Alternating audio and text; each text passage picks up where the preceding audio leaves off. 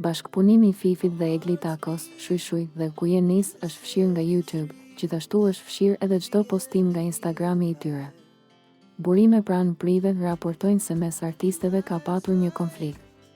Sipas prive, konflikti ka lindur për shkak të ndarjes së fitimeve nga kënga, ku Fifi dyshohet se kishte investuar personalisht në videoklip, gjë që ka shkaktuar tension mes dyshes.